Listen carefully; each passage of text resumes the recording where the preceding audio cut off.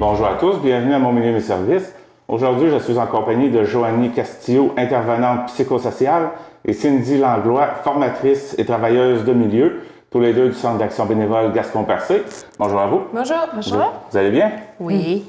Alors aujourd'hui, vous venez nous parler de deux nouveaux services que vous offrez au Centre d'action bénévole. Le premier, c'est travailleuse de milieu. Expliquez-moi ça. Travailleuse de milieu, c'est accompagner les personnes âgées de 65 ans et plus dans certaines démarches.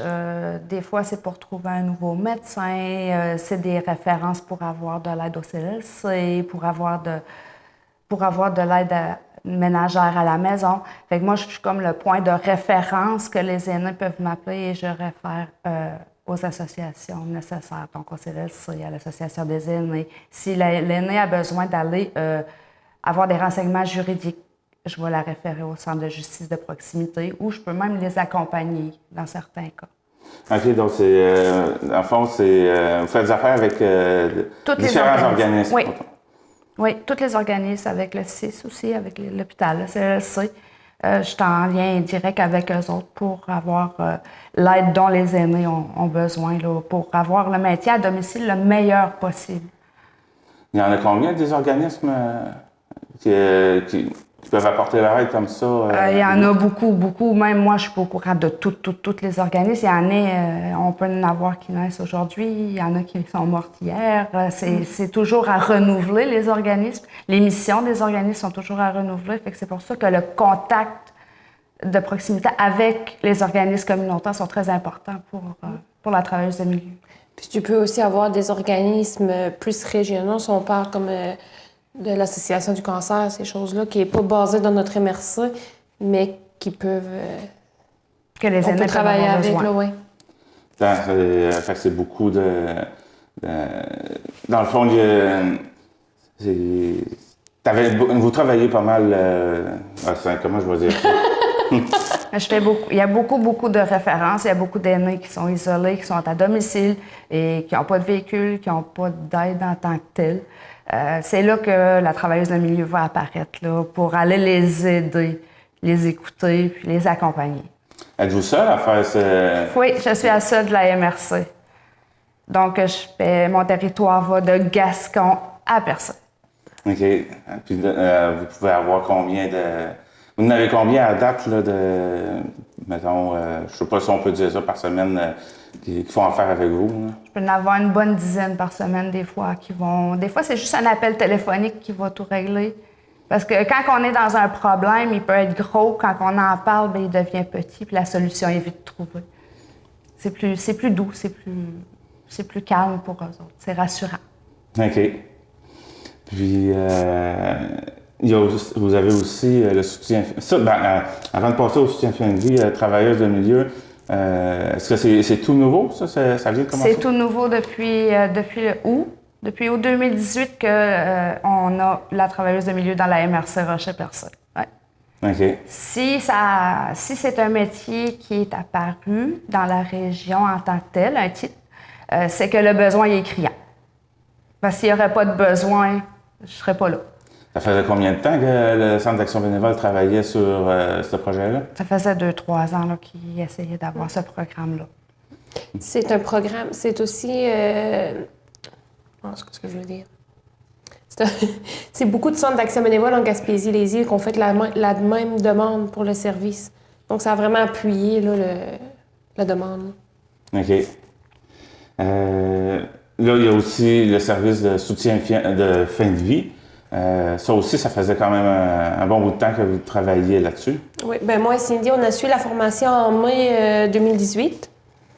Donc, on a suivi la formation de formatrice et de coordinatrice.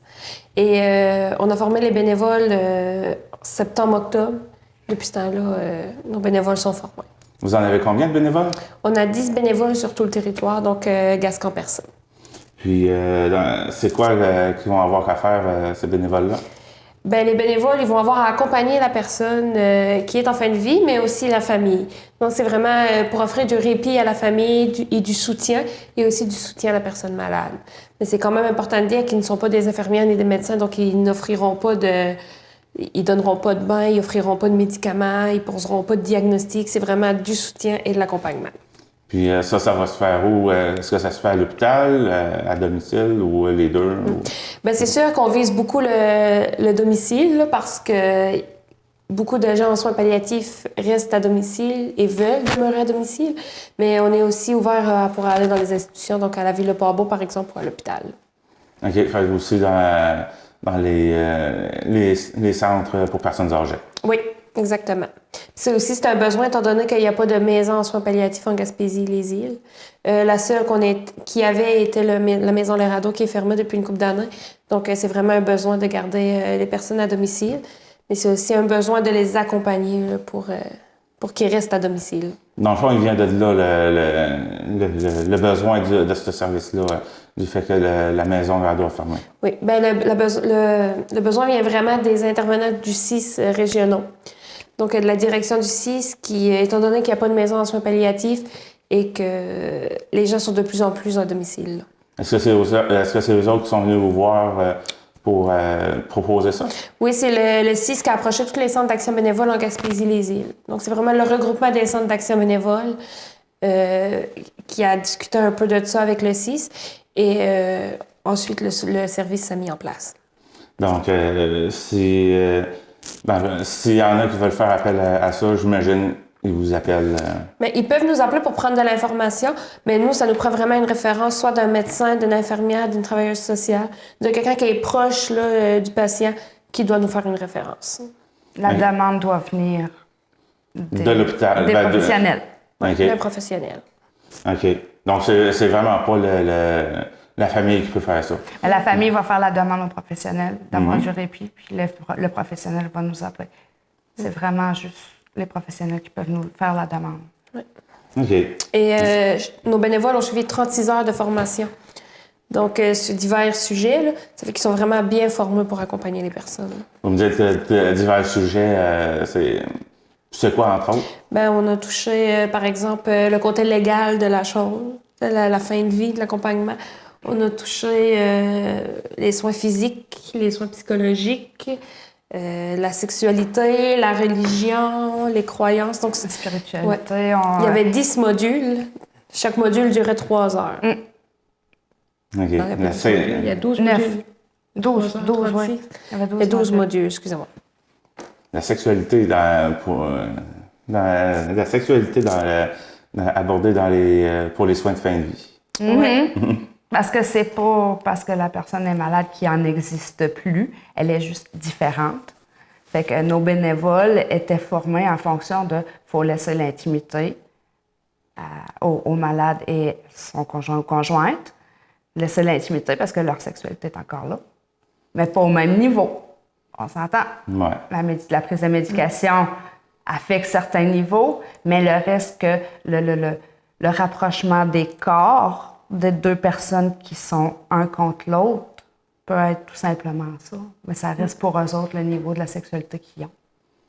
C'est important que les bénévoles étaient formés pour qu'on leur en parlait, pour qu'ils pouvaient déceler les besoins comme ça. Ça touche beaucoup de... Oui. Ça touche beaucoup de points, pareil. Tout. Je pensais pas... Tout. On a abordé la mort du début à la fin, mais rendu à un certain stade de la formation, on a abordé après la mort, qu'est-ce qui arrive avec le corps? Qu'est-ce qui se passe? On est allé chercher un thanatologue de la maison d'âge de division chez Fortin à Chandler, M. Richard Langlais, qui est venu faire son bout de formation avec nous. Il est venu dire qu'est-ce qui se passait avec après. Est-ce que c'est nous qui appellent? Est-ce que c'est l'hôpital qui doit les appeler, les pompes funèbres? Qu'est-ce qui arrive avec le corps? Tout a été dit ouvertement avec les bénévoles. Ils sont tous formés, ils savent tout ça. Donc, l'accompagnement, c'est en même temps de conseiller sur l'après, si on veut. Conseiller... Conseiller, plus d'encadrer ou d'entourer Ouais. la famille que de conseiller. Conseiller est un grand mot. Ouais. Lourd. C'est de l'accompagnement. OK. Est-ce que on a fait pas mal de tours? Oui. Oui. On est en fonction, fin de vie, on est en fonction depuis le Ah oui. 1er mars. Dans toute la Gaspésie-les-Îles, ils ont tous été en même temps. Le service est ouvert en même temps pour toute la Gaspésie-les-Îles. Ça a été le 1er mars. Fait que là, il reste juste à attendre là, d'avoir des appels. demandes, des appels. Nos bénévoles sont quand même excités de commencer parce qu'ils sont prêts depuis octobre. Fait que oui, on attend les appels des professionnels, puis l'accompagnement va se faire. D'accord. Donc, comme vous dites, c'est les professionnels qui vous appellent pour le soutien de fin de vie. Oui. Pour ce qui est pour le travail dans le milieu, travailleur de milieu, ça, si... On appelle au centre. Ça, c'est les gens qui vous appellent directement. Oui, on me demande. C'est tout. Vous nous rappelez le numéro de téléphone? 689 60 23. Et on demande Joanie Castillo. Joanie, non, pas Joanie, c'est ça. On demande Cindy Langlois. Oui, pas travailleuse de milieu. OK. Bon, merci d'être passé me voir en studio. Merci beaucoup. Ça fait plaisir.